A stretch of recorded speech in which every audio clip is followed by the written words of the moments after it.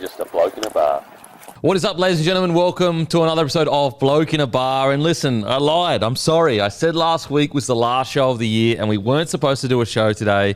But we won an Ashes. We won an Ashes. I watched essentially every single ball, this entire Ashes series. So I thought, you know what? I'll come in. It's a Monday. Not much else on anyway. I'll come in and talk about it. And I will say, disclaimer out the front, guys. If you know more about cricket than me and you disagree with something I say, instead of just writing, hey, Kempy, stick to rugby league, why don't you put in the comment section what I got wrong? Because I would love to know more about it. Because yes, is it? It's a seminal day because I'm actually going to host a podcast about cricket. If you had said that to me 2 years ago, I would have said you're off your head. However, over the last 2 years, granted, as I said, I know I'm not not as good as an actual professional person analysing cricket. However, I've done, I've been watching a lot of cricket, doing a lot of research. So, if you don't want to hear a very, very casual fan's opinion on cricket, just don't listen. Just don't listen. But if you want to have a listen, I feel like I've got enough of a grip of it to understand what's going on and give at least an opinion that might be worth listening to. Anyway, Winston, late call up. He messaged you on like Saturday because it looked like we were going to win it. But then on Sunday, I was like, because on Sunday morning, I was like, maybe not. We're going to win it pretty easily. We all kind of expected it. But then when it looked like England was going to potentially do something crazy, I was like, well, we have to have a show because regardless, we either win the Ashes or something crazy happens. But Winston, thanks for coming in, mate. Appreciate it. No, thank you for having me. You talk about casual cricket fans. We've got two of them here because I'm also one. But as you just said, like you watched every ball. I watched pretty much every ball of this test. I'm such a big test cricket guy. Over the last probably 5 or 6 years, I've really come to appreciate test cricket and just love, the strategy and how it's essentially a chess match. And yeah, over the weekend, like you let me know on Saturday, and at that stage, I was preparing notes on how good Australia was and how dominant we were. And then Sunday, I'm preparing notes on how Australia's collapsed and maybe England bounce back and maybe even just win the Ashes. But luckily, Australia got the job done in the end. I was very scared yesterday for a few moments. Yeah, and by win the Ashes, you mean obviously bounce back, get a bunch of confidence, and a roaring game 3, 4, and 5. Disclaimer: if you disagree with what I'm saying, educate me. I want to know. I want to know more. I want to learn more. I am truly getting to the point now, at least with Test cricket. Really, really enjoying it. Like last series was the first one against India last year where I really actually was enjoying the shit of it. Granted, it was like one of the best series ever, or at least entertaining wise. Yep. Whereas I'm getting to the point now where I actually enjoy it. I actually enjoy watching it. Whereas, as I said, told me that 3 years ago. I said, mate, you're off your head. You are off your head. In regards to this test, you got a bit worrisome there for a little bit. Got a little bit worrisome there for a bit, but the boys pulled through. I think really it is more a case of England's all the chat heading into this, all the yarn about, and I know the players don't say this, but there had been this underlying kind of arrogance with the England side heading into this. When you read up on, some of the comments and, in regards to, there was almost this sense of we're better than these guys, but we just need to get it together. And the reason why we're losing is because we're not as good as these guys. It's because of Bazball, because we're just too aggressive. But if we played more traditional cricket, then we would beat them. And what I loved about the last test for Australians is it proved that wrong because they did play more traditional style of cricket. And Australia beat them in every style of cricket there is. The super aggressive we saw in the first test. In the second test, a bit of a mixture of both, but obviously the pink ball. Third test, it was essentially a traditional cricket game. We got to day 5, got to the last 3 or 4 hours, and they played mostly outside of some outrageous, shots. I think was it Harry Brook with those 3 4s in a row, and then Nathan Lyon took him out. But essentially traditional cricket, and that's what I love so much about this is that. Okay, on paper, is there some kind of a talent or whatever? I don't know. I don't know enough about the England cricket side to know that. What I do know is in all styles of cricket here in Australia, we are better than England. We are mentally tougher. We can go with them when it comes to the whole Bazball, be hyper aggressive. Then we can get to the pink ball and beat them there as well. Yep. And we did it 3-0. At no point were we at full strength. Literally. At no point we were at full strength. So Hazelwood was out the whole time. Cummins missed the first 2 games. Yep. Steve Smith out, obviously, this test. Nathan Lyon goes down when we essentially need him. We've got Travis Head and Marnus spinning.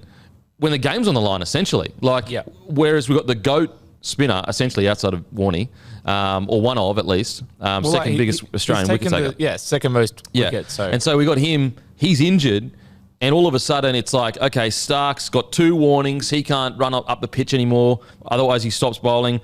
He's already fatigued as anything. Paddy Cummins is coming back from injury. Like, if you had a recipe, let's say you said to England before they arrived, this is all the things that's going to go wrong for Australia for you to have a chance to win the Ashes in Australia. Most Englishmen would say, oh, well, like that's the perfect concoction for us to win in Australia. All these injuries, all these people being left out, selection decisions, all that kind of stuff. Uzi's injury, all those situations, that's the recipe for us to beat Australia, and they still couldn't do it. Yep. Now, I will put an olive branch out to English fans in regards to the loss yesterday. Now, I'm not a big believer in, we didn't get this call or this was the wrong call, therefore, if we did it, we would have won it. However, I will empathise with England. Some tough calls did go against them with, obviously, the Snicko in that last test. But again, I'm not a big fan of going, if we hadn't got those calls, we would have won. It's like, well, we don't know. We don't know. What we do know is multiple opportunities England had to dig in, be smart. They didn't. Like the Harry Brook one where he went for 3 or 4 fours in a row, and Nathan Lyon just went, okay, sweet. Like this is pretty obvious what's happening here. I think he went 82k spin ball, he went 83k spin ball, and then he dropped the pace back and got him out. Like it was like to do that against the GOAT, Gary the GOAT. Silly stuff like that. You're just going like that doesn't. You don't even need to know a lot about cricket to know. That's almost like a boxer continuing to throw just the left hook, left hook, left hook. Like I know it's not a 1-to-1, and so in professional sport, the Gary the GOAT just said, "Okay, thanks for coming," and that was essentially the beginning of the end for him in this test, in my opinion. Yeah, I agree, and I feel like one of the good things about a 5-day test is there's 5 days, so you're going to get the best team to win in most cases. Like there's enough cricket, there's enough time, there's enough innings where the best team is going to show itself. And I feel like you sort of alluded to it there. That's what Australia did in all the different circumstances. Even when it came down to the wire and Australia were starting to play a bit more traditional and they were starting to, show a bit of fight and hang in there. England were hanging in there. Australia just still came out on top, and even, as you said, without Nathan Lyon bowling, still just found a way to get done. And I feel like that's the beauty of a 5-day test is even on the final day, with England fighting back, Australia just still showed that. I will say, think about it, like that final day, we didn't have Lyon, we didn't have Steve Smith. Now, granted, I understand we didn't. Oh, actually, we did bat in the final day, but we collapsed towards the end. We didn't have Steve Smith. We didn't have Hazelwood. We had Starc on 2 warnings. Cummins coming back from injury, so much so that he won't play next series. So it's not like the crazy thing about the Pat Cummins situation is, it's not like he's good to go now. Like they are still monitoring that injury. And he played only because he was like, well, we need to win the Ashes, so I'm going to risk re-injuring myself or inflaming the injury or whatever it is to get the job done. So like he's still not 100%. Yeah. That's what's insane about this. And England still couldn't get the job done. I want to speak quickly on Paddy Cummins. Yeah. I am such a fan of Paddy Cummins. Like what I love the most about Paddy Cummins is he's almost like the perfect mix of old and new. And what I mean by that is just like, there is this sentiment in sport. And look, most of the time it is true. Like you try all this new age stuff. I mean, look at England with all this like new age carry on. You try all this new age stuff, but there are certain traditions in sport that you just can't get around. And the old school mentality of being like, a bit crazy, a bit on, overboard, a bit too much. That gets you through those tough moments. The old school mentality of like ruthlessness, aggressiveness, that kind of, pull your head in, we just need to get the win at all costs. What I like so much about Paddy Cummins is he truly is a mixture of old and new. He has that old school dog in him that will go, listen, just because I come across as polite and,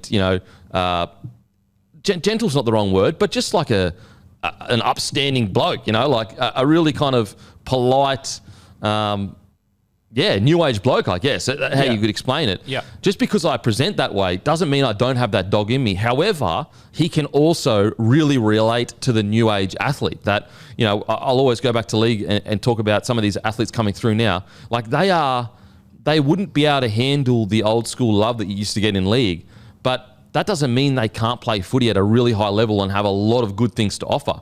Yeah, they might make an error or two more, but their confidence is higher because they're not so worried about making mistakes. And what I love about Paddy Cummins is that he is old school mixed in with a new school. His ability to relate and lead this team into a new generation whilst also having all the good old school traits you need to be an Australian captain. He's incredible. He's absolutely incredible. Like, think about, from the moment he took the captaincy on. I know Australian cricket had already kind of like turned around a bit. I know we went through that dark period. Yep. But really, we were nowhere near the team we are today. Like, are we as great as early 2000s? Probably not. I think that we lack a little bit of ruthlessness. Look at these tests. Nearly all these tests except for the first one. We probably could have put them away, but we just... Anyway, that aside, look what he has taken this team from when he first, came captain. And we were already turning the ship around, so I'm not saying he was the initial... Was it Tim Payne, the initial captain that... Yeah. And obviously all that stuff happened. And then Paddy Cummins come in after Tim Payne. Yeah, I'll double check, but I'm pretty sure. I'm pretty sure that's how it ended. And so, although the ship was already turning around and a new age of cricket was, dawning in Australia, Paddy Cummins has been the forefront of that. And I just think that he is such an incredible leader, such a good example of a new age leader that can mix the old with the new. When he needs to get down and dirty and gritty, he'll do it. When he needs to be more calm, collected, he's so good with the media. So good with the media. And I think because his nature, it seems so chill and polite and calm and collected. Sometimes if you go back and watch some of those interviews, I'll never, the Bairstow stumping, the English media trying to get into him. And because he said it in such a polite way, you kind of go, okay, he's just kind of, played a straight bat there. He's just getting around the questions. But if you actually listen to what he's saying to these journalists, like, he's saying the same things an old school captain would say, but he's just saying it in a really polite way. And I'm such a fan of Paddy Cummins. What an incredible leader that he has become. And I've got to say this, we're just a smarter cricketing side than they are. Like, honestly, I was looking on the weekend and some of the decisions that they were making compared to our decisions, every decision we made, it seemed like it was essentially a smart decision. And I just think that, and I don't know that because I don't know watching the field, but just listening to the commentators going, anytime England were fielding, why is he setting this? Why is he setting that? Why is he doing that? Whereas every time Australia's fielding, maybe it was Australian bias, I don't know, but very rarely did you hear them saying, he needs to change this or I need to change that. Even the decision to, picking certain bowlers to bowl at certain times. I just think that Australia are a much smarter cricketing side than England, and they probably don't get enough credit for it. They're just... Paddy Cummins, to me, he's an incredible leader, and from a captaincy, when you consider how much they really have achieved with a team that on paper isn't as good as early 2000s, you can't... The only thing you could ask for much more out of this current group that have done what they've done is a tiny bit more ruthlessness in regards to sometimes they let teams back into the game, but they still end up winning anyway. Yep. And that's only if you're comparing them to the early 2000s and all the great cricketing sides. If you're comparing to anyone else, this is just greatness. We're just watching an incredibly good cricket side get the job done. Yeah, they've retained the Ashes in 3 tests and in 11 days as well. This test went to 5. But you got to remember, the first test was 2 days, the second test was 4 days. To a degree, I feel like especially the first test, it was ruthless, but I agree, especially in this test, they did let England obviously back into it a little bit. I just want to speak on Paddy Cummins. He comes back still, as you said, not 100%, still is probably going to miss a few matches. He was the top wicket taker, 6 wickets, and this is in a side with, Mitchell Starc is in top form. Nathan Lyon was doing really well. Scott Boland as well, doing really well. So to come in and not just take wicket, but to come in be the top wicket taker in the test, just insane. Insane. Not even at 100%. So much so he will not play in Melbourne. They're already saying, I will not play. Didn't definitely rule it out, but essentially ruled it out. Yeah. Just an incredible leader. Absolutely incredible leader. The decisions they made, back and heading in to open the order. What a masterstroke. Yeah. The only criticism that I'd make and the commentators were making of his decision making was on the last day, only having the 2 slips there. And the commentators kept saying, probably should have had a third slip, probably should have, and then they just like took the wickets anyway. So he almost just proved it wrong. Yeah, of course, the commentators are like, what I mean by, I'm not saying they never critiqued his fielding. Yeah. What I'm saying is it wasn't a regular thing. Whereas England, every time they're in the field, I'm hearing the commentators going, I don't know why are they fielding like this? So as I said, I don't understand it because I don't know cricket well enough. I'm just going off what the commentators were saying. Just what an incredible leader, Paddy Cummins. Like just absolutely incredible. I love him as an Australian captain and. Yeah, Captain Planet. He's Captain Planet to me, baby. Save the Earth every day of the week. He's saving the Earth every day. And like what I respect about it, whether you agree or disagree with his opinions outside of cricket, like at least he's got the guts to say it. Yeah. You know what I mean? Like that's sometimes I don't get with this whole when you disagree with someone, it's like you're telling them to shut up. But like have some respect for the fact that he's an intelligent guy. When he has these opinions outside of cricket, whether you agree or disagree, at least he has the guts to stand up and say, this is what in a polite, respectful way, this is what I believe. And I'm going to back it with my actions without, I just think he's because he is so polite, because he is so disarming, I think people don't actually realise how strong of a man he actually is. Yeah, I'm just such a fan of Paddy Cummins, such a fan. In regards to some of these other performances, let's talk about Marnus Holy Hands. Oh my God, Marnus Holy Hands. Those two catches that he's taken in this test are just like, I don't even play cricket and I know how hard that is. Yeah. The reaction time to do that. Like think about how many drop balls we see in rugby league that are fucking going in the breadbasket and the ball's this big. Yeah, literally. And granted, I understand, it's high fatigue and all that kind of stuff. It's high intensity. Like we're talking outside backs in rugby league sometimes that drop end over end bombs just in the breadbasket. Yeah. Marnus is in his bad hand with 0.6 of a second to react. Yeah. Nailing that catch. And I'll tell you what, when I saw that catch with Carey behind him where, technically he could have probably left it, Carey gets it. Yep. That's the confidence that Bazball is trying to get. And what I mean by that is this. Marnus said, this isn't anyone else's job but mine. And that's what you've got to be in a rugby league team. You cannot be saying, or a cricket side or whatever, you cannot be waiting for someone else to make the play. Whereas Bazball has this like weird fake confidence of like swing at everything.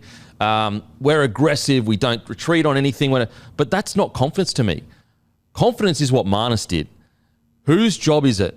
It's my job. Every job that I'm involved near or can be involved in, I need to take care of it. That's confidence. That's a bloke that's looking at a situation saying, I'm not going to rely on teammates to get me out of this or do this or that. Even when it was probably the easier option, he's gone, not only is it my job to do it, I'm going to get it done. And he's done it twice. And that's confidence. That's real confidence. That is a team that has trained tirelessly with their fielding where they say, when the moment arrives, I'm not even thinking for 1/10 of a second, I hope someone else catches this. I'm thinking, this is my job. I'm taking care of it. That's the confidence that England wish they had and they're pretending to have with this nonsense Bazball swinging everything. And so Marnus, Holy Hands, Labuschagne, seriously, like essentially those catches, like I know Steve Smith had some great catches. I know Inglis, incredible stumping. Like the fielding, and that's another thing. I remember last week we spoke about, and this was a silly question for me because I was like, when I was speaking of who they should select at front order was Usman versus Travis Head, and I was saying, well, what's his fielding like? And the response was kind of like, oh, you don't really select on fielding. You're like batting's the number one priority. And granted, I understand that. I'm not saying it's not the number one priority in regards to if they're a batter or a bowler. But what I love about the Australian side is they've gone, no, this is just as much as a priority to anything else. Like, look how well Australia fielded. And I would assume, I don't know for sure, I would assume that fielding is almost like the boring part of cricket. Like, learning to field is the stuff that you do because you have to do. Yeah. You're sitting out in the field for hours and hours and on end, taking catches. I'm assuming every batter and every bowler, batters would rather sit in the nets for 6 hours, just teeing off, and I'm assuming bowlers would just love to be, bowling constantly. And that's the difference between this Australian side and this English side. Like, their fielding was dog shit. And you know why? Because they don't do the tough stuff. They don't want to. They want to do the highlight reel, we're changing cricket. It's so exciting to watch. Like, they want to do all the fun stuff. guess what? Every professional athlete wishes they could do the fun stuff. What makes great professional athletes great is by doing the boring stuff extremely well. And that's what Marnus' catches. That was practice after practice after practice in his bad hands. His leg drops from underneath him. He nails it. Incredible stuff from Marnus. Keep in mind as well, that's normally where Steve Smith fields. Like, it's not even like where he normally fields, and he still did it. It was also said that he was closer to the batter than usual, which just gives him even less reaction time than what he'd be used to. Incredible. I've got it here that apparently he had 0.64 seconds to react to it. Just like insane. And to be doing that on day 5 when you've been standing out in the sun for 5 days, having to go ball after ball, just be locked in every single ball. It's just literally insanity. And the Ashes are essentially on the line at that stage. Yes, essentially. 100%. The game was in the balance in that moment. That's you could pin that as the moment of where it sort of turned back into Australia's favour. Yeah, and so you sit there and you go, that mental toughness won the Ashes. That was the difference. When the moment was on the line, when the moment needed to happen, 5 days into a test, you've already won 2, very easy to go, listen, we'll just take him in the last 2 games. You still nail the moment. And what's crazy is you didn't even need to nail the moment because Carey was sitting right there. Literally. That's confidence. That is what Bazball really is. Like, if you're talking about Bazball of this like unwavering belief in yourself to get the job done when you need to get the job done, that's what Marnus did. Not this unwavering belief to swing at anything and like hit sixes all day and, you know, do all the fun stuff and we're highlight reel, everyone's cheering and blah, blah, blah. You do that all you want. If you're not getting the win, who gives a shit? Yeah. So Marnus, incredible stuff from him. And what more can you say about those catches? Just crazy. Alex Carey, to do what he's done, you know, in this as a wicketkeeper, that'd be one thing. Like, let's say he didn't do any of the batting that he did for this test series. You'd go, mate, his wicketkeeping has been phenomenal. Like, essentially didn't make a mistake. Him also on, was it day 5 or 4? No, day 4, where he walks up to Nathan Lyon. I don't know what he said. He didn't admit to it, but you could see, I feel like he did say something that he realised Crawley was going to go on his front foot and step out to the crease. Yep. Goes up to Gary. Gary probably said to Gary, mate, just bring him forward a little bit, and then stumps him. Yeah. And Crawley was killing us. Crawley was killing us. Yeah. And then Carey stumps him like that. Like, bro, what are we talking about here? So that's just that. Like, that's not even including some of the other stuff that he did. Then he does it with the bat as well, where what is he, averaging like 60 something or like something like that for the entire series. Yeah. I'll double check what his averaging is, but like literally he turned up in the first innings and then put up 70 in the 70 in the second. As a wicketkeeper, he's just like... So he's averaging crazy. what, about 80? We'll just say 80. Yeah, well, in this test, he averaged, 80, 90. As a wiki, like, what is he, 5th, 6th in the... Sorry, he's averaging 66. He's the second highest run scorer for the test. Like, what are we talking about here? Yeah. What are we talking about here? Alex Carey, what an incredible moment. Absolutely great stuff. Like, just... You know, and what I admire so much about this side, and, you know, the critique on them a few years ago, I think it's quiet and right down now, like super, was when the whole JL thing was happening. And this is what I admire so much about Paddy Cummins. When the whole JL thing was happening, they were essentially all called soft. There was 2 narratives. Yep. He's too harsh, or these are new age soft cricket players that just can't cop a bit of old school love. And what I love is this team has you cannot say that about them now. You cannot say that about them now. Yep. And the critique against them was basically they're soft, they don't want to do the hard yards. They essentially won this series off doing the hard yards because they were missing they still had a bloody good side. Don't get me wrong. Like, you look at the people in it, but they were missing a lot of talent, But you go back to the second series, England dropped 6 catches or 5 catches, and Australia make all those catches count. Day 5, when it's all on the line, catches count. Like, that's all mental toughness that's hanging in the game. Yep. As I said, we beat them in 2 days. We beat them in 5 days. Like, as an Englishman, and I say this all respectfully, of course, what excuse can you have? Like, you cannot say to me, oh, it was because we were playing just super aggressive cricket. That's why we lost. Because you tried the traditional stuff, and we beat you there too. Yeah. Like, every style. Pink ball, crazy stuff, first test. Like, how can you possibly say that you're a better cricketing outfit than us when we beat you in every single part of the game? And that's where I I just don't think, even still, there are some parts of English media that think that England lost this rather than Australia won it. No, Australia won it with fucking grit, hard work, and mental toughness. That's how we won this game. Now, I just think it's an amazing stuff. So Alex Carey, Travis Head, my God, like to get like always wanting to bat one, but essentially publicly going, no, it's all good because he doesn't want to. He's such a team player that he doesn't want to ruffle the feathers publicly again, and that's the difference with this Australian side. They're all working together. They're all trying to make sure that what's best for the team. But he's wanted to open for a couple of years now, 4 or 5. Was it 4 years? He said anyway. Yeah. But then when the moment arrives and he realizes like, okay, it's not going to ruffle any feathers. Internally, I'm going to go to Steve Smith and say, give me a crack. I can do this. Comes out, does what he does, and look, I know. His other innings, what was it, 33? I'll double check, but yeah, something like that. But like what I loved about it was in every innings he at opening batter, he was pretty aggressive. Like there were times when he would just chill or whatever, but he was pretty aggressive. And Weatherald, there's still some questions around him. Like Archer just seems to have too much pace for him, and we'll get to the Weatherald walk. But I just think Travis Head and Weatherald, there seems to be something there. But anyway, super aggressive, then comes out and basically runs for 170, and really like.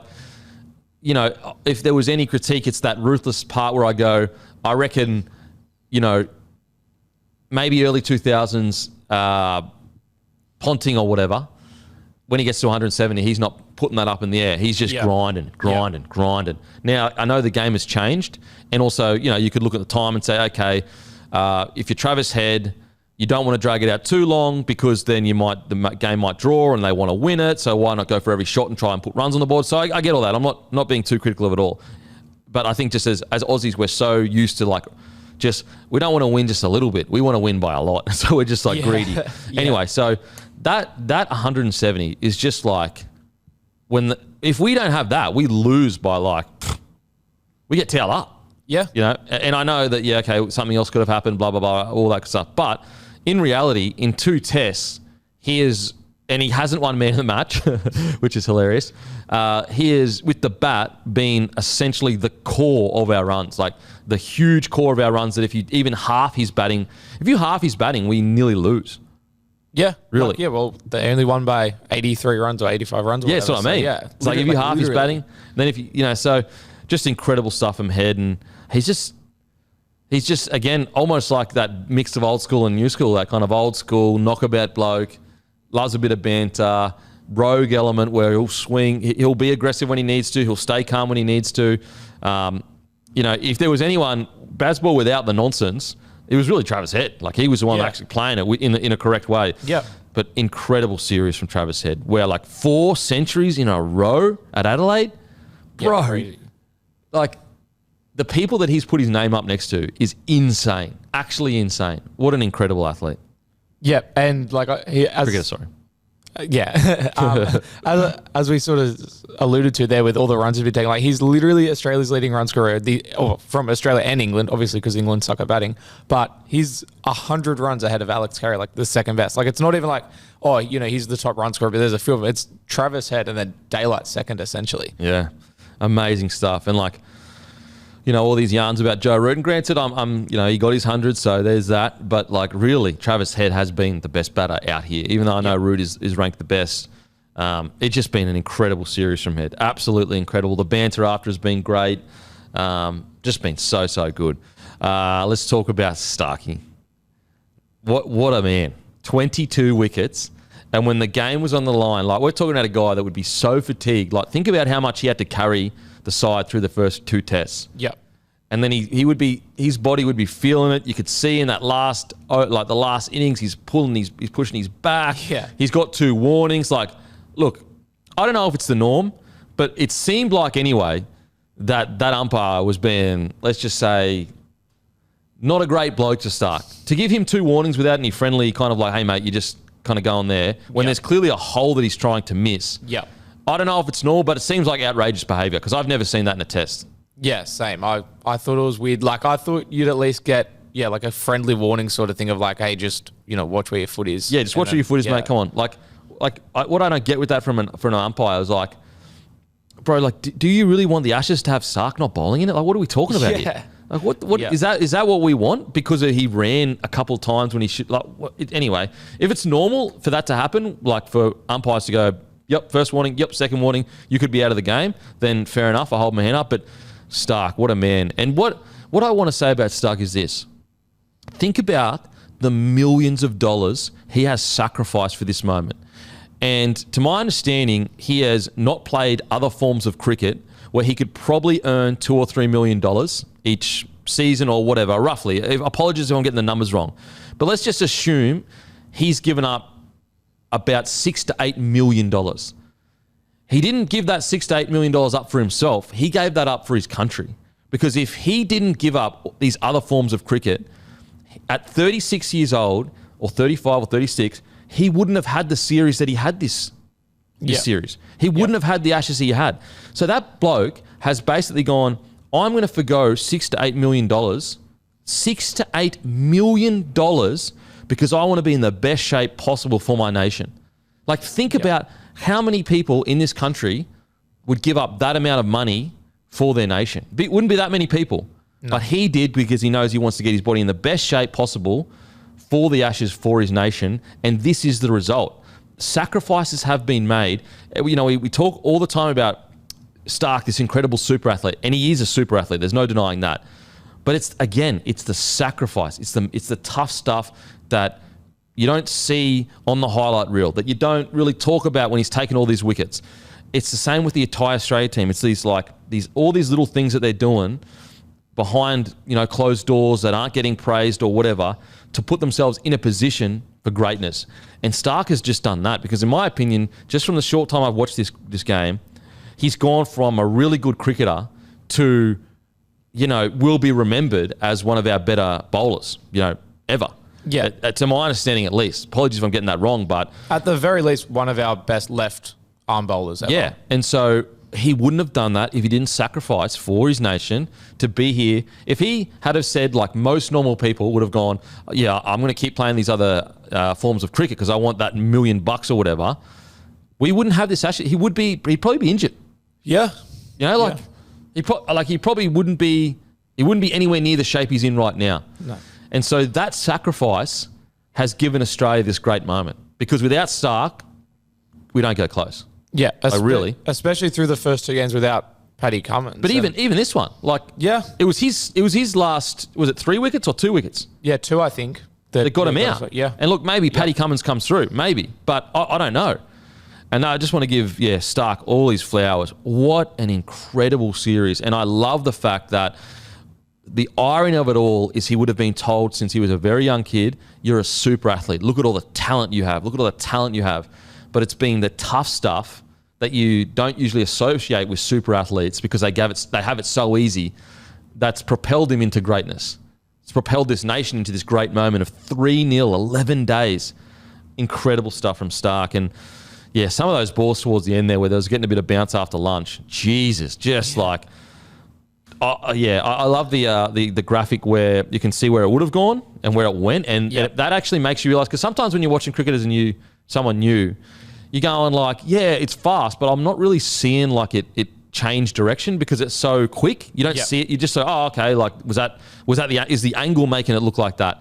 But when you see the graphic, you're like, holy shit, no wonder they nick off on that. No wonder they get stumped. You got these and there's if there's a little hole between pad and bat and Starc, I just want to give him his flowers. Like, his sacrifice gave us this moment, in my opinion. Now, maybe if he was playing still, we win the series 3-2. I don't know. Maybe that happens. But what I do know, I don't think we have this 3-0 series if Starc doesn't sacrifice these other forms of cricket like he has. Yeah, I agree. I've got a question for you. Obviously, we're only 3 tests in, but so far, who would you have player of the series, Starc or Carey? I've got to go Starc, but my God, Carey is like this close. Yeah. Because Starc's been good with the bat too. He's averaging 50. Yeah, literally, yeah. He's averaging 50. And also there was a pairing, was it Starc and Carey last time? Maybe it was Starc and Carey, I don't know. But he's averaging 50 with the bat. Yeah. So I think before yesterday's game, I think he had he had more runs than any Englishman except for Root. I think before the game. I could be wrong with that one. But yeah, Starc, take a bow. Yes, it's Travis Head's great moment. Yes, it's Alex Carey. It's Marnus. it's Cummins coming back. It's all the boys. But really, like, Starc has stood up head and shoulders, especially the first two tests. But also, when the game was on the line, he was the one that got the wickets to get the job done. Yeah. Yeah. So, and that's what matters, right? Like, in those moments, it was Starc that stepped up and got it home. And I think that counts for a bit extra. Incredible. And he did with the bat too. So, want to give him his flowers. Outside of that, I'm trying to think. Bradley, this is all brought to you by Grumpy Coffee, guys. Go to grumpycoffee.com.au. Grab your Grumpy Coffee. Had our biggest month ever last month, guys. So people are absolutely loving the coffee. Give it a try. Should get to your house in like 24 to 48 hours. Any troubles, shoot customer service. We'll take care of you. No stress, no harm. No harm, especially won't harm you, that's for sure. So, yeah, try Grumpy Coffee. It's absolutely beautiful. Got every day. We've got Very, and we've got pods, whole bean, ground. So give it a try. Also, proudly brought to you by Longtel, the best internet in all the land, guys. We use it here. If you're a business and you want internet that's going to be problem-free, great customer service, want customer service all the time. So anytime there's a problem, you call them up. Longtel is what you want to use, guys. We've been using it ever since then. It has changed our business. It has absolutely changed our business. Longtel.net.au/bloke. 7-day free trial. No credit card, no contracts. So give it a try, guys. You will, trust me, everyone uses internet, once you try Longtel and you pay daily, you don't have to pay for, like, for example, let's say you've got in your business and you guys are away for 4 weeks. Turn it off, boom, not paying for 4 weeks, you're saving money. So longtel.net.au/bloke, give it a try. You will not be disappointed. And also brought to you by KO Sports. I watched every single ball on KO Sports. No ads during play. Best stuff ever. Thank you, KO Sports, because that was some great cricket to watch. Great cricket to watch. Anyone else for you in regards to the Australian side? Can we talk? I know you talked about it a bit on Friday, but now the third test is complete. Cameron Green, where do you stand with him? I feel like the fact that Australia won the test sort of keeps him in the side. But obviously, you got like Slug waiting in the reserves. I think Lyon being injured as well means Steve Smith comes probably straight back in for Lyon, and then you sort of move the order around. But where are we at with Cameron Green? He got 0 runs in the first innings, 7 runs in the next, and then only took 1 wicket. And he's only taken 2 wickets throughout the first 3 tests. Yeah, when I talk about this stuff, I try to think of it in league terms. Yeah. And so I go, okay, we got this great side. We're winning all this stuff. And I imagine the Broncos right now. And I know it's a little bit different, like, because we just allowed our Kobe Black to go or whatever. But imagine we had this, like, really good young guy that had played some good footy, but, struggled a bit for form. But he was okay. He was solid. Not terrible, but, not great either. Because I think he's averaging the same as someone else in his position or whatever. Like, what's he averaging in Test cricket? It's like 30-something? Yeah, let me double check, but I think anyway, that's right. So the way I sit there and I go, okay, if we had a young side that was like about to hit its like dominant period, or even like if most of our stars were 30 years old, 28 to 30 years old, I'd go, I think we bring Slug in. Just because of his form.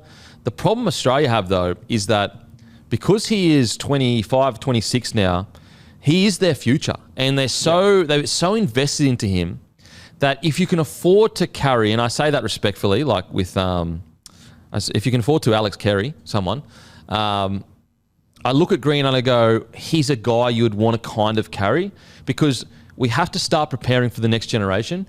So as I said, if we were a bit younger side, then you go, no, like you're only in on your merits. We're not worried about potential. We're not worried about ceilings. But the problem is that we're going to have quite a few guys retire, I would assume, at the same time. Yep. And if we don't have someone prepared to take that mantle, now, does that mean that I believe Cam Green will become that person? I don't know. But I just think it's smarter for us long-term if we can afford to have a young guy being carried per se. I say air quotation marks. Yeah. I think it's worth keeping him in the side. I think of how much we would be in a shit situation if, like, okay, we bring Slug in, instead of winning by, 82 runs, we won by 150 runs. We'll just say that. Is it worth the sacrifice of developing the next talent coming through? Now, here's the biggest problem for Green, though, and it's not his fault. It's all the raps he's been getting from people from inside the camp of Australia. That's what's added extra pressure for him coming through. Now, I'm not a guy that's sitting here saying at all, like, Cam Green, it's not time. Like right now for Cam Green, I actually said this with Walshy at the start of this season.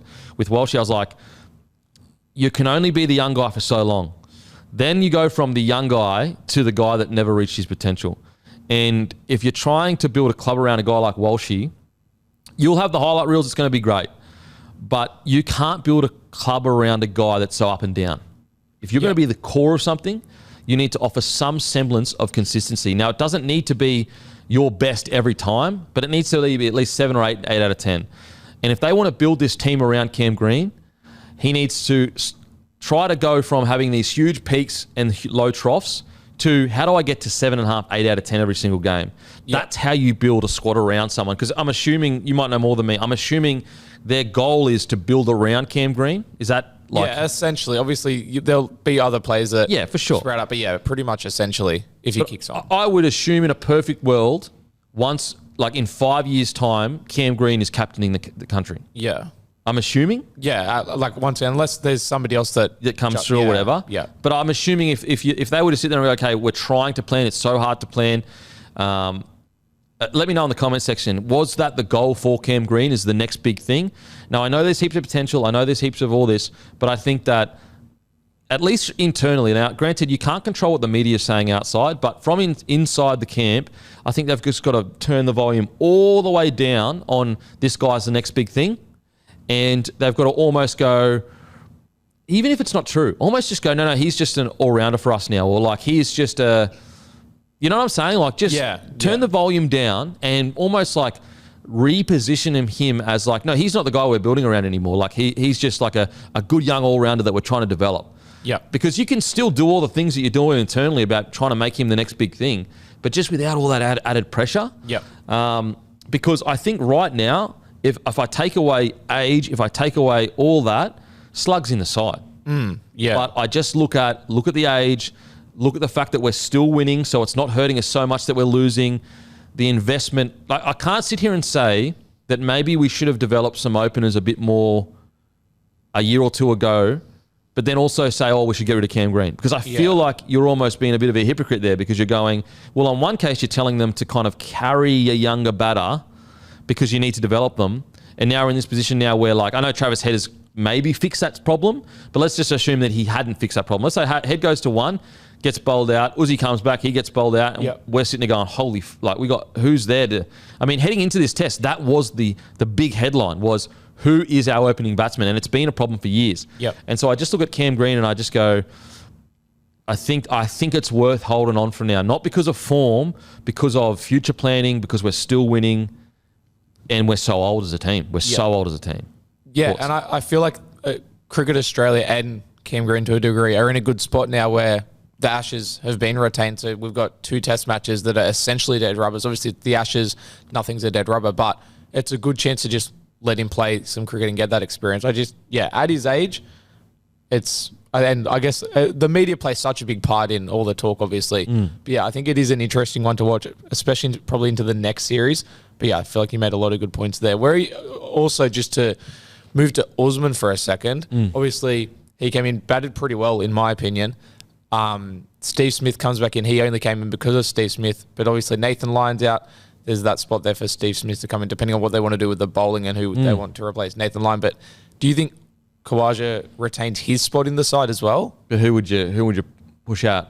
Yeah, that's what I mean. Like, I feel like Inglis? Yeah, that's where I'm like, what do you think? Do you think he automatically keeps his spot, or do you think you sort of like... So what's Inglis in there? As a backup wiki? Yeah, and then he bats pretty low down the order. So it's just like, if Inglis is selected, and this might be real nuffy, like dumb cricket talk, guys that know, because I'm a bit surprised it isn't just like, put Uzi where Inglis is, because like he's a better batter. Yeah, that's sort of my thinking. And I know on Friday we sort of talked about, do you just let him have the third test? How old is Inglis actually? Let me check for you. Give me 1 second. Because in saying that, like, if Inglis is like, I'll say 30, do you stick with him? I'll tell you what, that's stumping. I mean, that almost keeps you in the bloody side for fucking unbelievable. He's 30. Okay. He hasn't been great with a bat. He hasn't stood out or anything. Yeah. And that's what I mean. Like, Usman came in, had 2 pretty good innings, especially the first innings, and then The only thing is I've heard commentators be like, anything other than opening, Uzi shouldn't be in the side. That's what I've heard commentators. But then, I'm like, he batted pretty well in this test when he wasn't opening. Yeah, that's where I'm like, I don't know what's going to happen there into the boxing. You know what? It's probably people that know cricket a bit better than us that will know this question because 100%.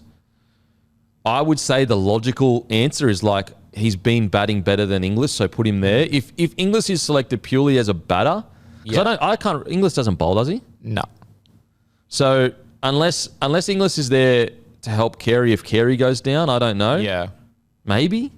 Anyway. Yeah. Maybe that's one for... Yeah, one for people that know cricket a little bit better. I mean, the next question really is that, look, there's a little bit of a question around Weatherald with that speed, I guess, but I think you stick with it. I think he's done enough to kind of like...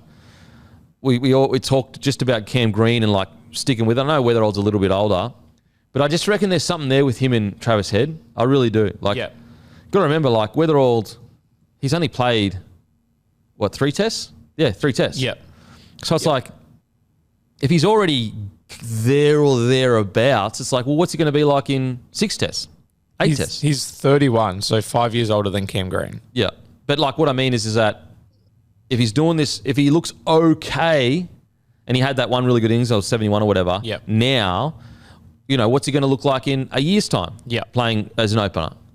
He could be even better. Like, I think that because you see him so much in, like with league, it's like almost like the debut. It's 80 minutes. It's the whole thing's a debut. Because like with cricket, it's such a long thing.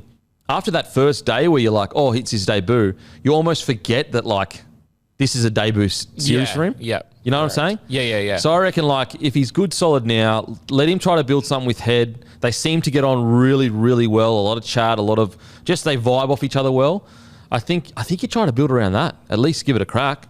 Yeah, I wouldn't be dropping him. I think he's done enough to stay in there. Like, he hasn't set the world on fire. Like, he's had a couple of good knocks, but I don't think he's done anything to warrant being dropped, especially when there's not really anyone else jumping out as an opener. I think as well, like the walk. Well, let's talk about the walk. The walk, in my opinion, comes purely from he's in his debut test series. He doesn't want to be the guy that wastes a review.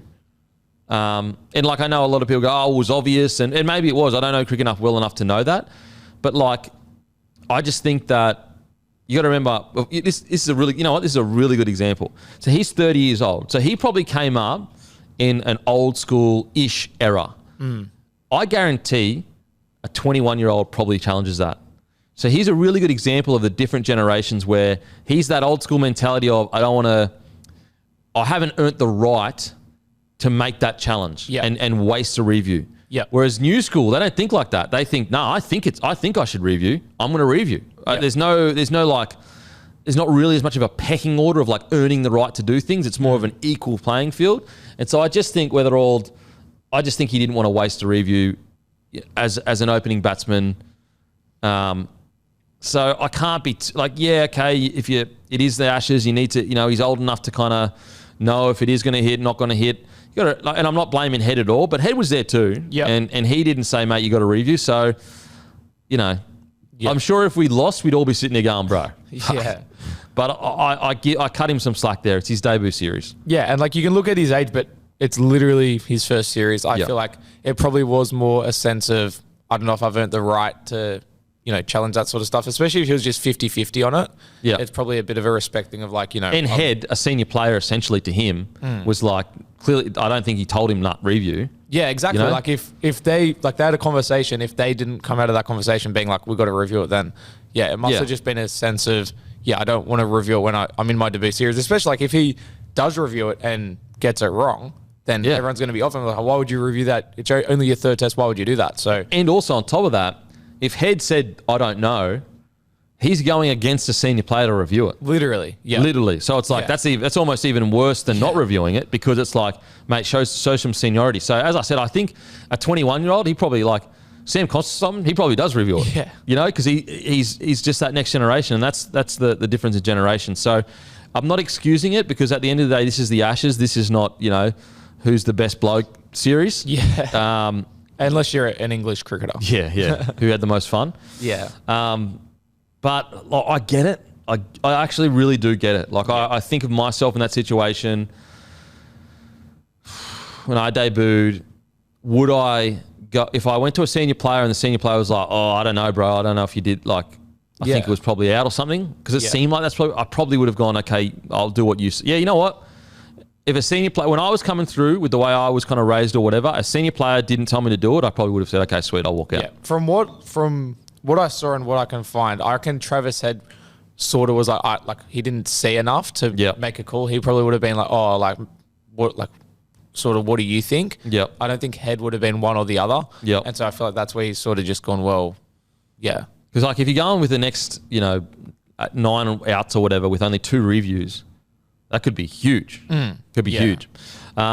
So he'll learn from that. I think going forward, Paddy Cummins being the leader he is, will probably sit him down and say, mate, believe in yourself. Yep. Like if you want to review something and you get it wrong, we'll live with that. We'll go back. We'll get on the drawing board, but don't doubt yourself. You've earned the right. You've got the jersey on, bro. The amount of times I've seen rookies have those conversations after certain situations happened on a footy field where it's like the senior players saying, mate, don't doubt yourself. Back yourself. We'll back you to defend the error.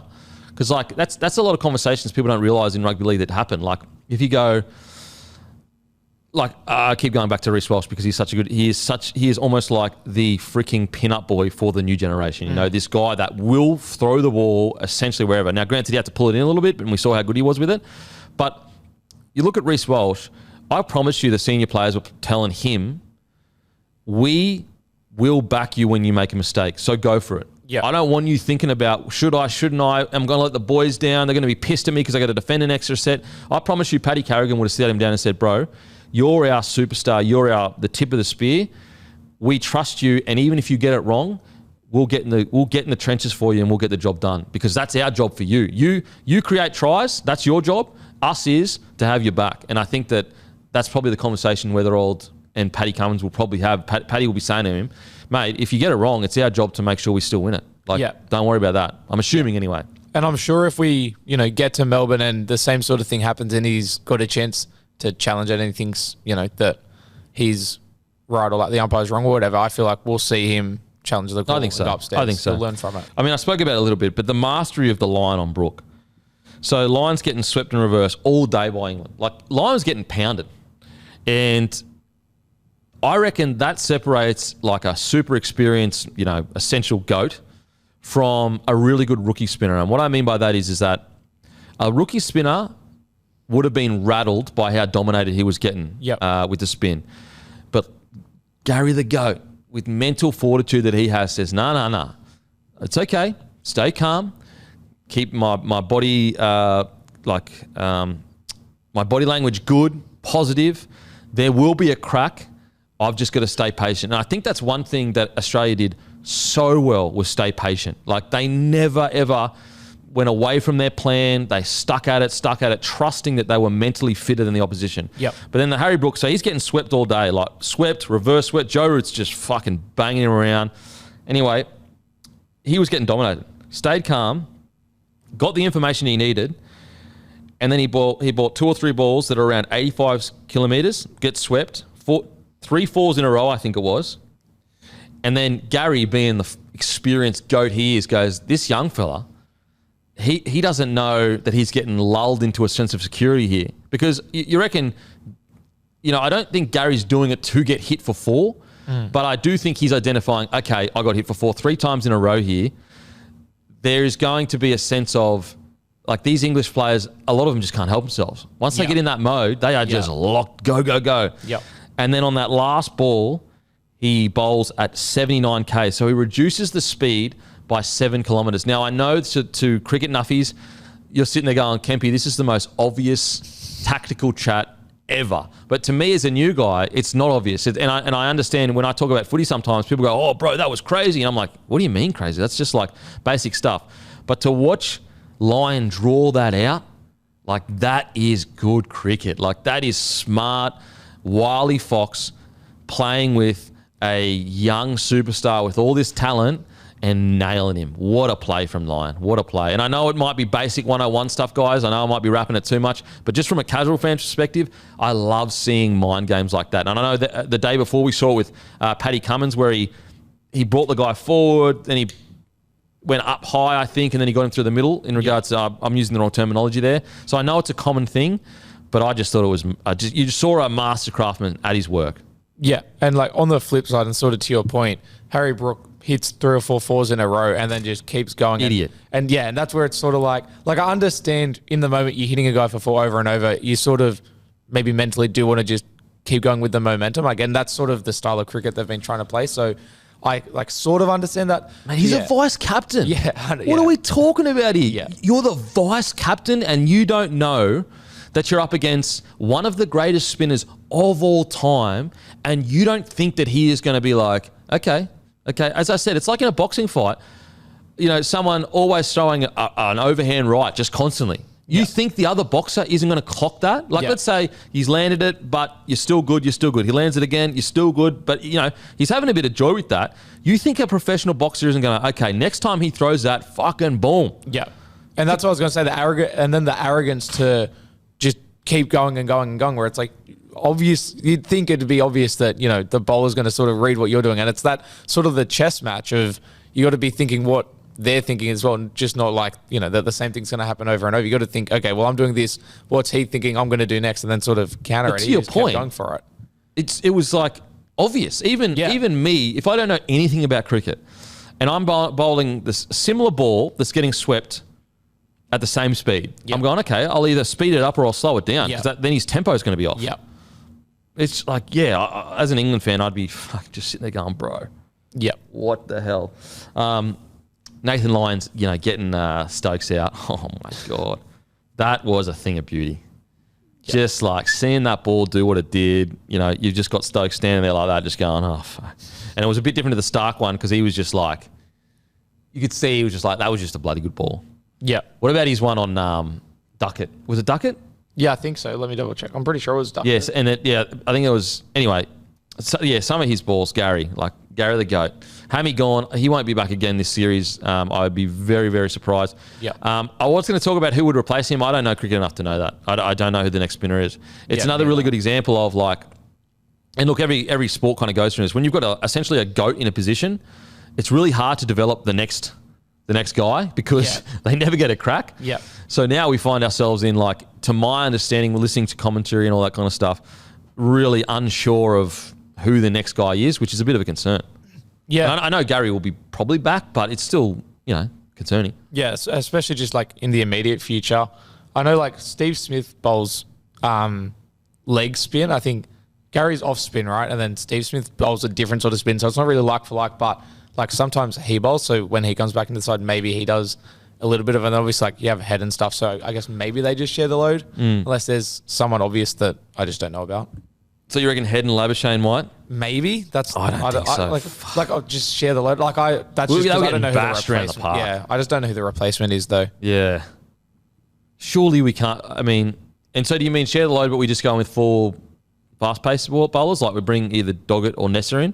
Yeah, pretty much. I don't know. I don't know, to be honest. Oh, okay, but then someone has to come out. Yeah. Fuck.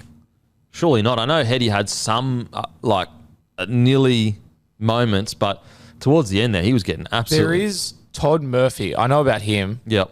But I feel like they've been a little bit hesitant. Hesitant to bring him in previously, but maybe Todd Murphy gets a run. But yeah, otherwise I don't know enough.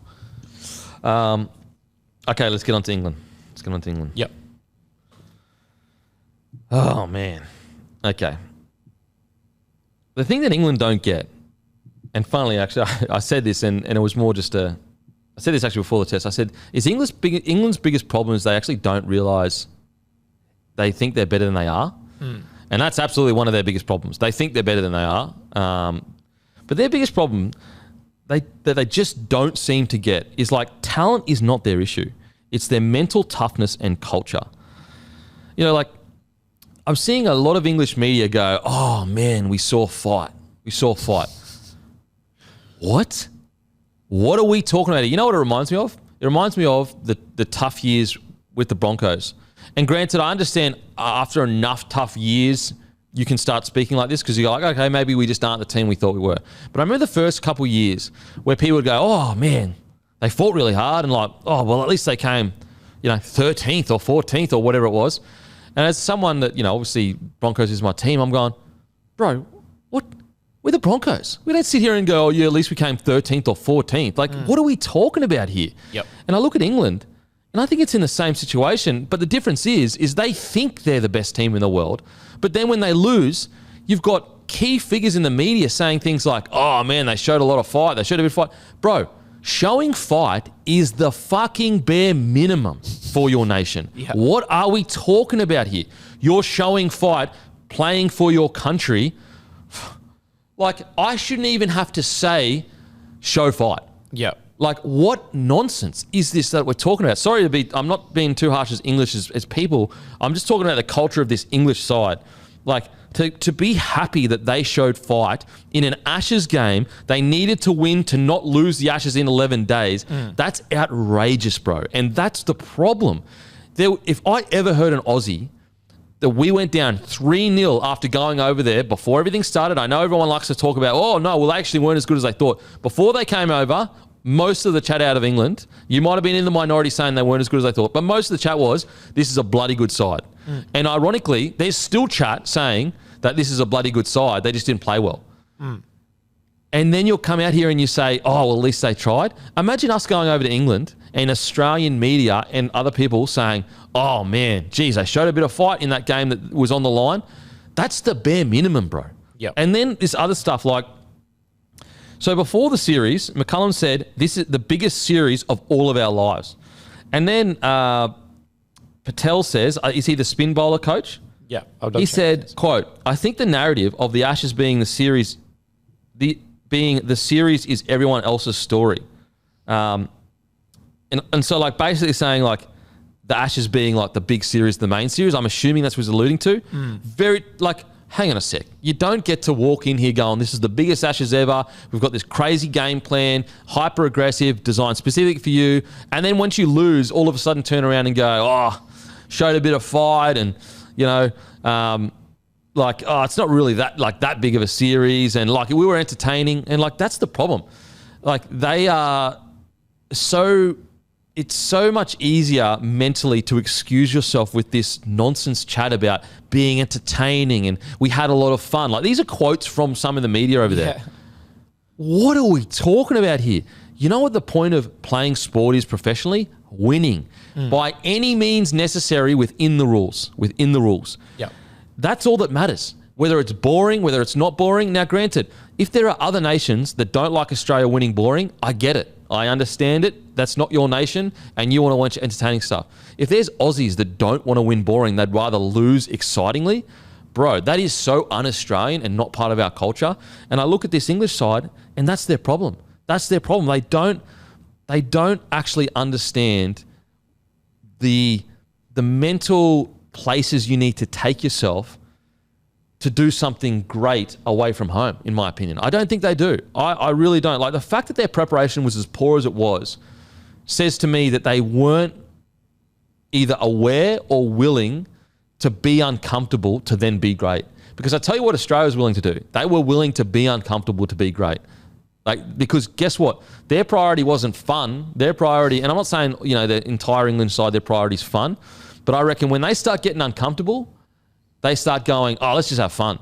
When Australia get uncomfortable, they say, this is what is required to win. This is what we need to do to win. And that's what I think is a problem. I think that their biggest issue is not talent.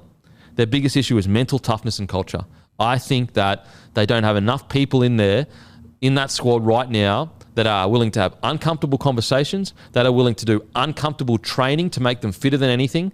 Because they lack physical fitness as well. Yep. Like they lack physical fitness. And I know they dug in there at the end of game 3 or whatever, but like,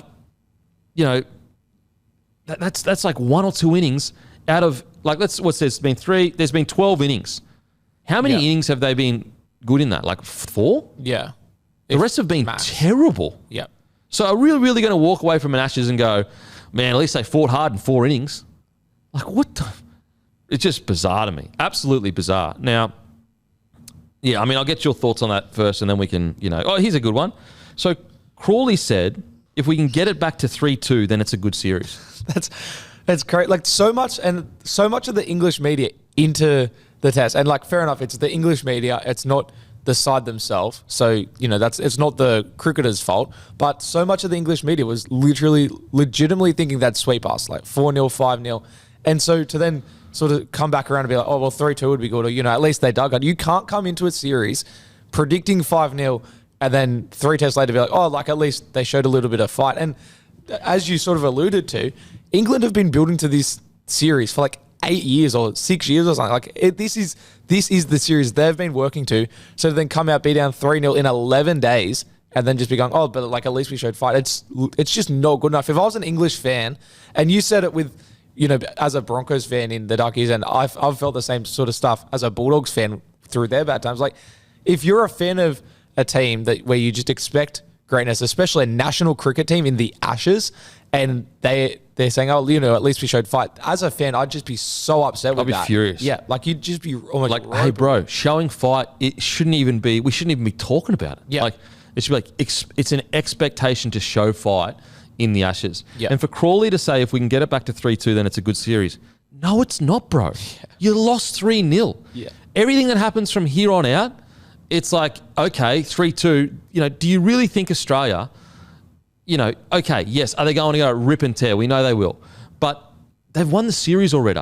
Like, it's already done, bro. If you win the next 2 games, there's almost an asterisk on it because, it's like the series is over. It's over. The series is. We're resting our captain. Yeah, literally. We are resting our captain for the next game because we have the series won and we're more worried about what happens after this now. Yeah. Plus Nathan Lyon out, plus Hazelwood out. Like, bro, it just, the fact that you could say that as a player, if we get to 3-2, it'll be a good series. Like, if I ever saw an Australian say shit like that, I'd be like, bro, you lose a series, it's a bad series, period.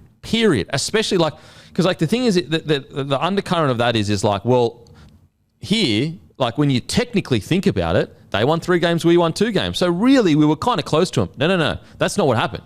You lost the series 3-0. Boom, that's it. 3-0. Yep. They won 3 in a row, gone. The next 2 games, yes, they count on the scoreboard or whatever, but the game's already over, bro. Yep. The game is already over. I couldn't believe that. Imagine State of Origin, New South Wales win the first 2 games by like 30 points each, and then in the 3rd game, Queensland, win, and then it's like... Yeah, imagine if Nathan Cleary came out and said, well, we lost 2-0, but if we lose 2-1, it'll be a good series. Yeah, like it's just not something you say. It's not even something you think about. Oh, Munster said that. Yeah. Like, they would get...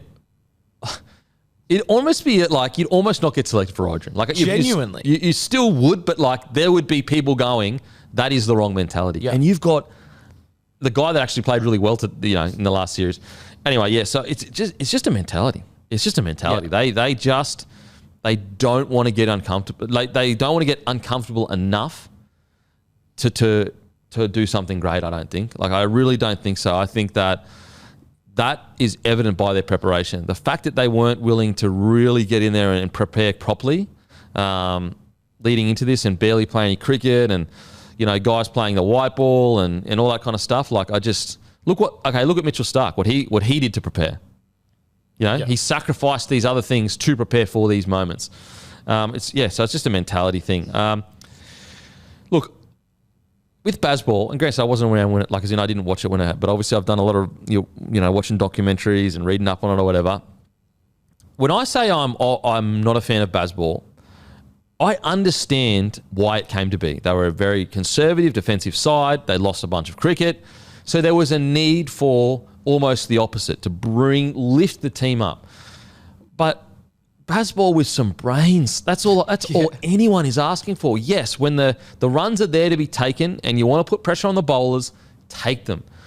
But what's so frustrating about it from, I guess, an actual cricketers fan that's been around for a while is then that's just cricket. I was literally going to say, but yeah, that's literally just Test cricket. That's just Test cricket. When the runs are there, take them. Put pressure on the bowlers when you can. Stay patient when you want to. Like, let's say you've got a guy like Starc or Cummins that are just fucking hammering on you, and you're just like, you know what? I just need to survive these boys to get to the next bowler or whatever. And so what's so frustrating is, I get why Bazball came in. They were so conservative. They were so defensive. They hadn't won any. And it started really well. They were killing teams. Absolutely. They won 15 of their first 16. But at some point, teams are going to adapt. At some point, teams are going to go, okay, they are truly coming out and hitting everything that comes their way. Okay, well let's be okay with that and keep putting balls in areas where they're going to make a mistake because they're playing low percentage cricket that has a high chance of a mistake happening. Yep. And so that's what happened. The world figured it out, and then England just said, nah, they just were like this, blah, blah, blah, blah, blah, blah, not listening, and this is what's happened. Yep. And the weird thing is, and now they find themselves in the worst position possible because, ironically, and I know they lost 4-1 to India, but like Bazball at home for them is really good. Yeah. It's really good. I know that, as I said, I know that's 4-1 to India, but so it's like they've got to start preparing for a home Ashes. Bazball actually really does work in England.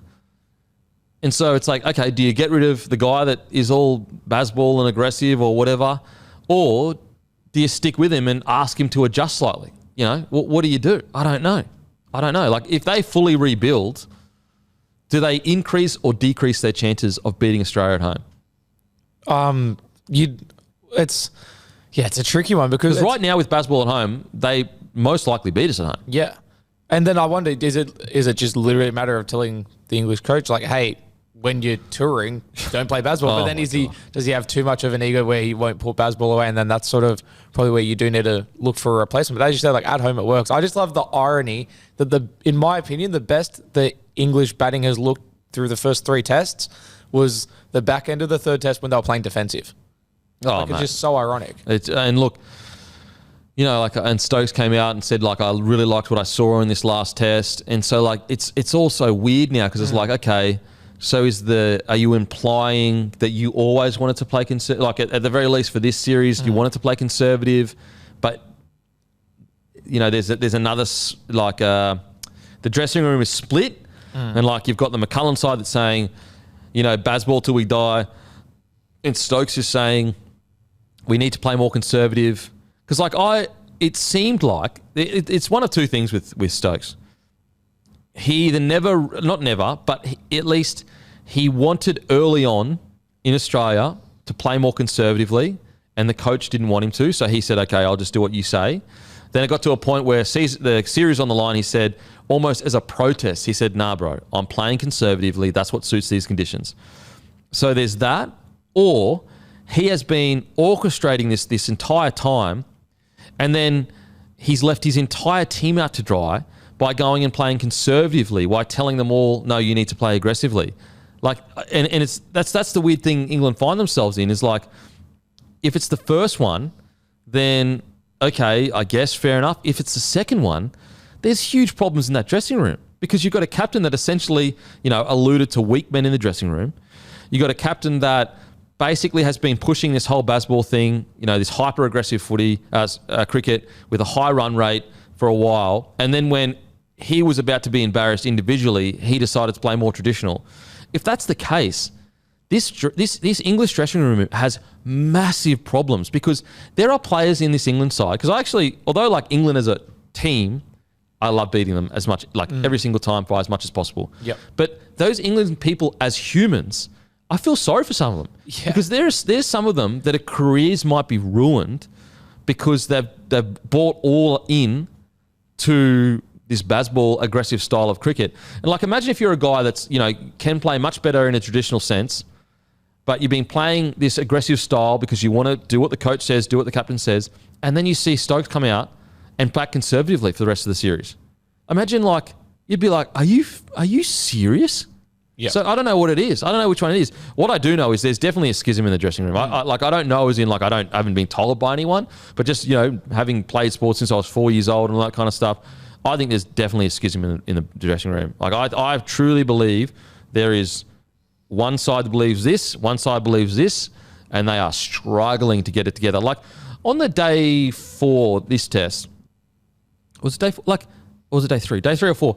Like, there was no chat in the field. No, it was like quiet as a mouse. Yeah. And then you turn to Australia, who, if anything, like could afford to kind of be a bit quiet. They could not, like Marnus couldn't stop talking. It was hilarious. It would be so annoying as a batsman hearing Marnus chirp constantly. But on the England side, there was like, mate, the Ashes is on the line. let's get some fucking banter. Let's get some energy. Let's just talk to talk. Like, let's get some fucking energy here. And there was just no one. How does that happen when you're playing for your nation? To my understanding, it's just a cricket thing that you talk in the field and, try and put the batters off. Like, to be not doing it, or, in that moment, on that day, like, series on the line, it's, I find it baffling. Fake it until you make it, even if you're not feeling it. Like, even if, you know, the amount of sessions, because, like, the whole thing with league is they try and train you so hard that under fatigue, you're still talking. Under fatigue, you are still making good decisions. Because usually the good old saying, fatigue makes cowards of us all. And it's so true. You can see the toughest guy ever. Like, you're so scary walking around, knock anyone out, does a bit of cardio, and he turns it into water. Yep. And so in training, what they tell you in league is just talk to talk almost. So don't give out stupid instructions, but just like, come on boys, even if you're not feeling it. Because what it does is it gets you in the usual headspace. When you're out there, and I'll go back to cricket now, in day 5, 40-degree heat, it's been in a crazy test. You're so tired. But because you've muscle memoried it, you've gotten to a point where you don't do fitness without talking to the mate beside you, that you just do it. England didn't do any of that. Yep.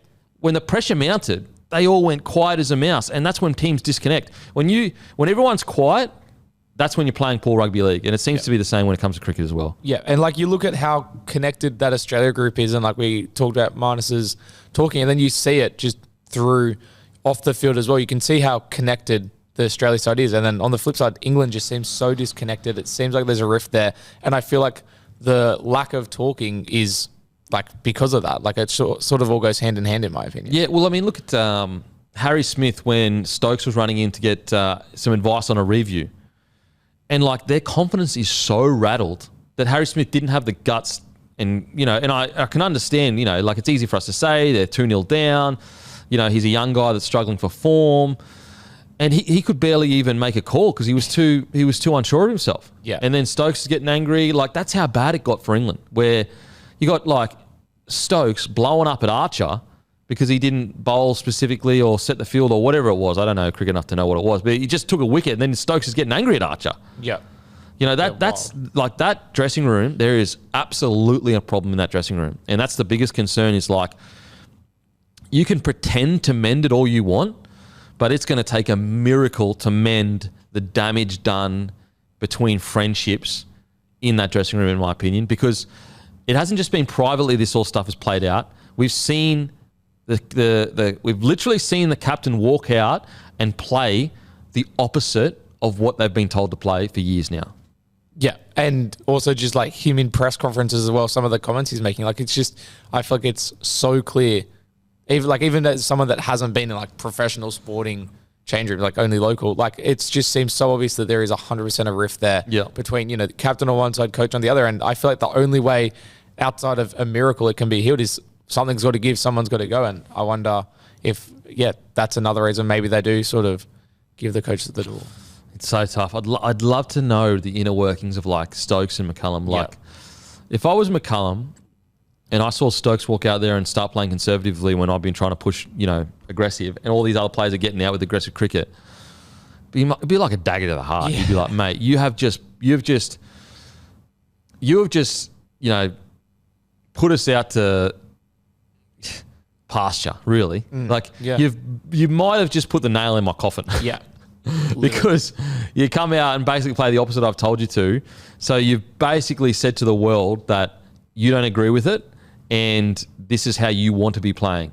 And you are separating yourself from the style of cricket that we together assembled. And so, as I said, unless he's always been a bit I don't know, mate. But if he has been fully all in on this aggressive style of cricket, it's almost the ultimate betrayal. Yeah, literally. Because it's mate, what's happening right now is you've basically, as I said, separated yourself from it. There's a lot of English fans going, oh, look at Stokes, look how much he dug in, look how tough he's been one of our best and all that kind of stuff. Now, that I'm willing to give him the credit if that is the case, that he's always been a bit I think we should be more traditional, but I'm going to do what the coach says because it's the coach. Then fair enough. Then I give him all the raps that he deserves. But if that's not the case, mate, he's almost, it's saving yourself kind of stuff. Surely it's the case. Surely it has to be the first one. It has to, surely. I'd hate to think it was the second one because that's like, it's the ultimate betrayal, really. Like it is truly saving your own skin. That's what it is. So I hope it's the first one where he's had conversations recently, like over the last year or two, like, mate, I really, really think we should be more traditional. And McCullum, to my understanding with all the research I've done, that he is, even as a player, was a bit like this. Yeah. And McCullum has been like, mate, I need you to back us in here. I'm the coach. This is the system we brought together. This is the system we want to play. And Stoke has almost been like a reluctant, okay, yep, because you're the coach, I'll tell the boys. I have to think it's that. I have to think it. And then it got to the point where Stokes just said, mate, I can't do this anymore. Like, at some point, I have to just make a leadership call and go, boys, follow me. I'm playing conservative. We cannot continue to do this. And they did. They looked great. Like, can you imagine if England played like that every game? Yeah. Like, it probably would be 3-2. Yeah, literally, like, it'd be such a better series just like for viewership wise, but also for England. Yeah. Like, it's just mind bending. Crazy. Anything else on England? I mean, there's obviously might be changes, I guess. As I said, I kind of feel sorry for some of like those English players because they've, and there are some people that try to say, oh, Bazball is just a thing made up by the media and like, it's actually not a thing and they've never said it. That is nonsense. Because if it is true that Bazball is nonsense, then why hasn't it been totally denied by the England playing group? Like when they get asked questions about Bazball, you would say, if I was a team and everyone said, oh, we're playing Broncos ball, and it was like, no, we're not, we're just playing normal footy or whatever. If journos and that kept making those headlines, I would be making sure in every conversation I'd be saying, guys, we don't play that. That's not what we play. We play traditional style, whatever.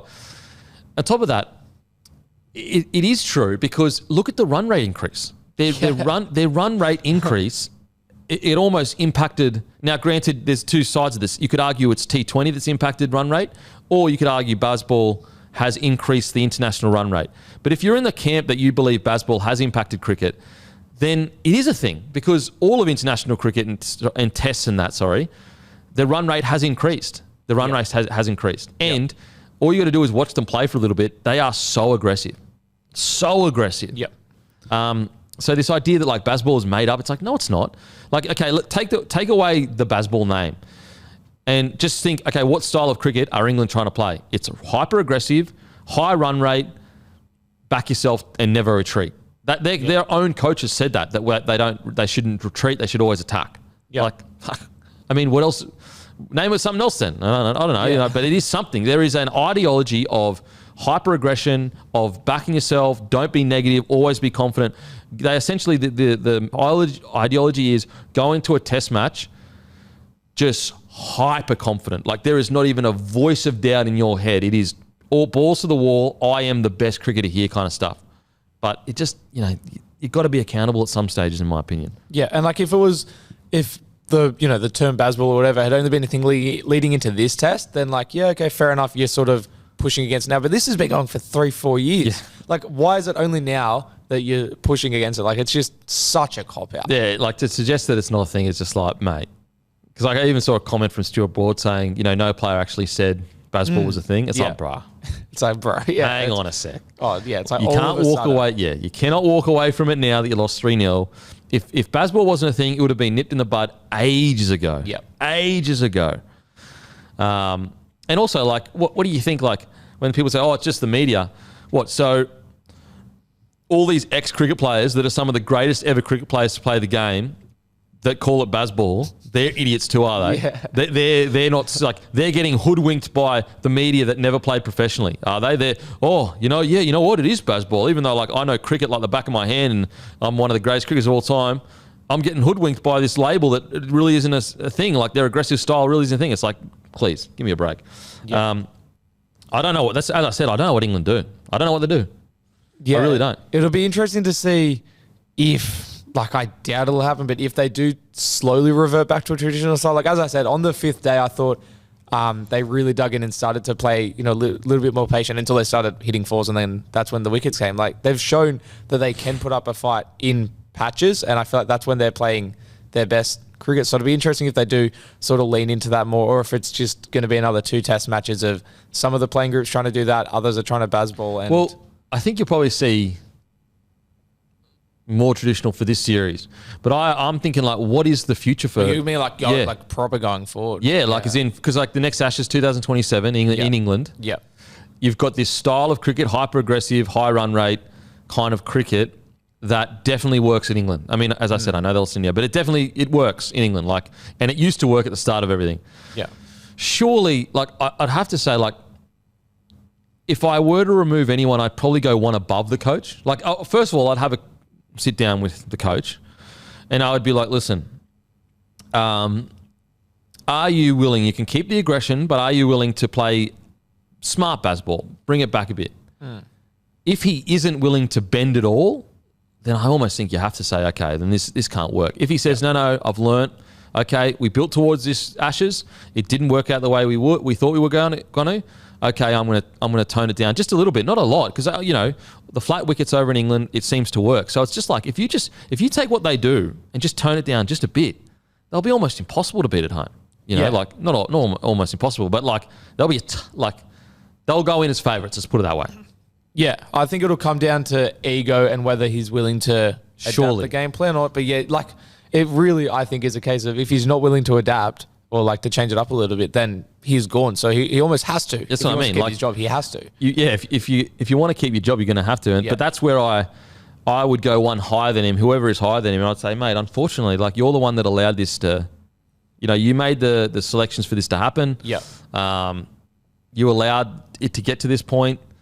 Because like if you get a whole new coach in, maybe cricket nuffies will know more than us for sure. But is 2 years enough to do a whole rebuild? Like, do you clean the side out? Do you know what I mean? Like I don't really know. Like, and also like a lot of these players are already younger. They this current English squad. So it's like, should you really clean the roster out? You got these young guys. Yep, it wasn't great. It was a 3-0 loss. It's devastating. All that good stuff. But they have experience now and they're young. Do you continue to build with this team? I mean, that's some of the benefit of this Australian side is they've all played together for so long now. Yeah.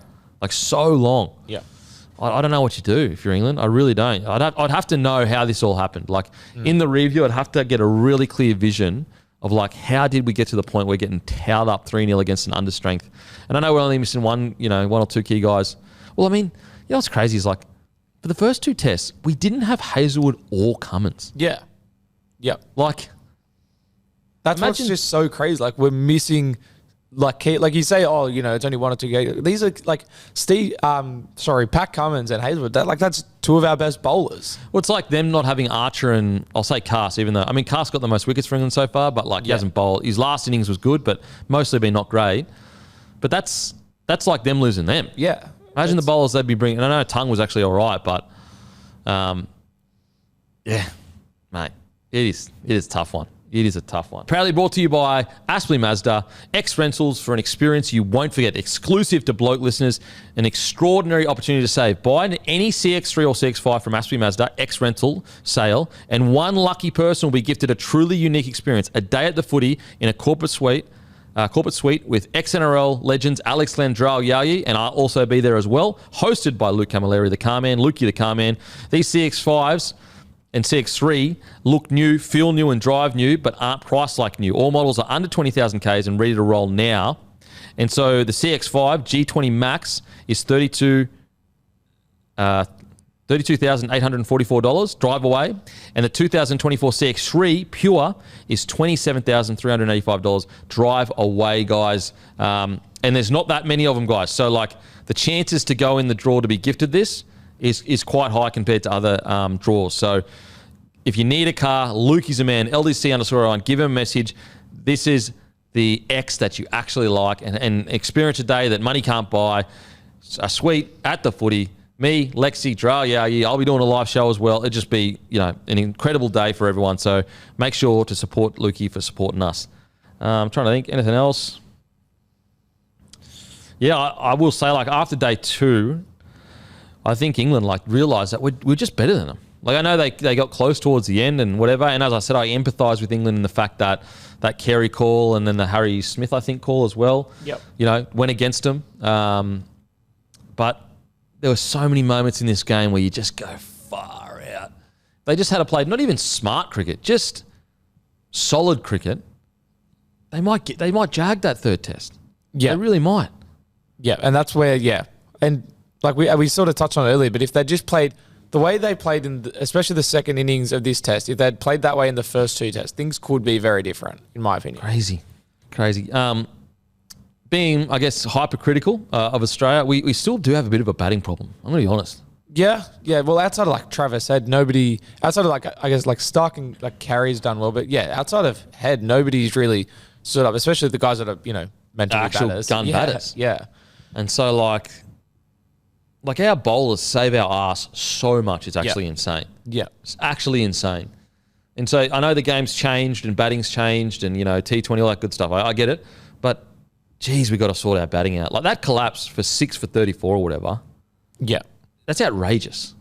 Yeah, it honestly, and you said it's hypercritical, but like it just isn't good enough. And they are getting away with wins, so it's like fair enough. And we do have we're lucky where our bowlers are good batsmen, so we do have a pretty strong tail. But yeah, I feel like you expect more from the guys that are like in there to bat. Well, it really is the difference between this being, and as I said, I know you're probably never going to get close to the early 2000s, whatever Australian cricket side. But like it probably is what separates us is our batting. Yeah.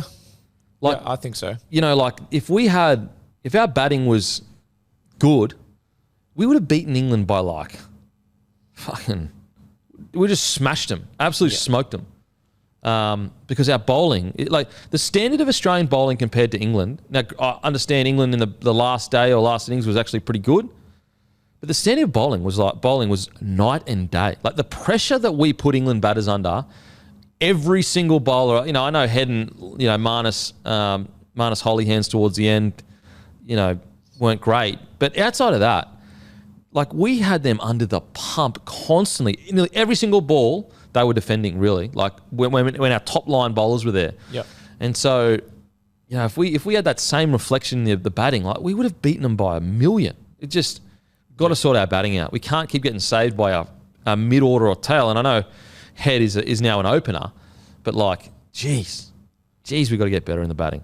Yeah, and like we said it off the jump, but Travis Head's 170 is essentially what, like without that, it would have been a very, very tight test match on day 5. So, well, think about it, like Trav could have got 70, and that's a good innings. Yeah, and we might lose. Like, yeah, that's what I mean. Like, yeah, it's like somebody sort of needs to help out a little bit. And like in patches, in different innings, there's been dudes that stand up and put up good knocks, but there hasn't been anyone that's like proper stood out. Yeah, like Alex Carey is our second best batter. Yeah, and then I think Starc's third. Yeah, it's like crazy. What? Like, imagine if our best batters all were in the top 5. Yeah. We'd absolutely be annihilating these people. Yeah. Okay. I think that's us done and dusted. That is the review. That is the Monday review for the year, guys. Thank you so much for tuning in. It's been our biggest year ever. We'll talk more about it when everyone's back on Monday. Thanks to Winston for joining us, mate. And also make sure to give him a follow, Winston Neville, on Instagram, all that good stuff. Anything more, mate? No, just as a bloke listener, thank you for the year and all the free content you put out. I can say that on behalf of all the listeners, especially like last week, you said last Monday show and then the Friday was the last episode. You've come in and done an encore. I feel like you and Maddie as well deserves a ton of credit, and everyone you bring on, obviously, but it's been a great year. So just thank you for letting me on here and thank you, bro. Content. Appreciate that. Alrighty, as usual, Merry Christmas, and I'm going to fuck myself. Thank you.